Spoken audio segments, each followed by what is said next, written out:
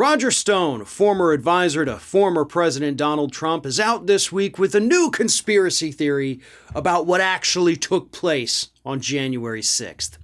Now, before we get into the new one, we have to talk about his previous new one that actually only came out last week when Stone posted on the conservative social media site Telegram that he thinks maybe, he just kind of put it out there. He didn't state it as fact. He just suggested that Steve Bannon may have been the one that basically gave the order, essentially, to have the Trump supporters storm the Capitol.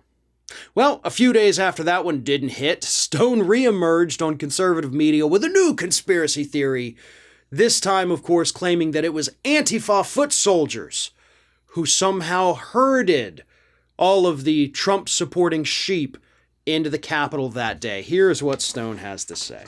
He said this on the One America News Network on Monday, which again was only 3 days after he put out his Steve Bannon conspiracy theory. There's an overwhelming case that will eventually be made that this was a setup.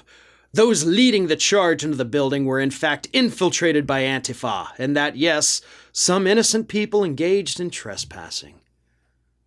That's all it was, folks. A little light trespassing, right?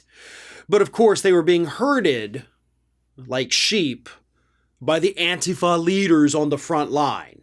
So in Stone's imagination, what happened was that you had a handful maybe of Antifa agitators and foot soldiers who literally got in front of the whole little mob. And those Antifa people pushed their way into the Capitol. And of course, the Trump supporters followed them because that's what good little sheep do. And then, of course, they all got busted for trespassing. Oh, gall darn it. This is idiotic. And I think it's emblematic of how desperate people like Roger Stone have become to try to rewrite the history that we all watched unfold on television. These were not Antifa agitators. We can go back through their social media histories and see that these are, in fact, Donald Trump supporters, hardcore Trump supporters. Nobody told them to steal the speaker's lectern. Nobody told them to steal Nancy Pelosi's laptop. Nobody told zip tie guy to walk around with industrial strength zip ties. Nobody told them to chant "Hang Mike Pence." They did all of this of their own volition. To suggest otherwise is a sign of desperation from the people who are at the heart of this scandal, people like Roger Stone. They know what they could potentially be facing here. They know how serious this event was. They would not continue to come up with new conspiracy theories.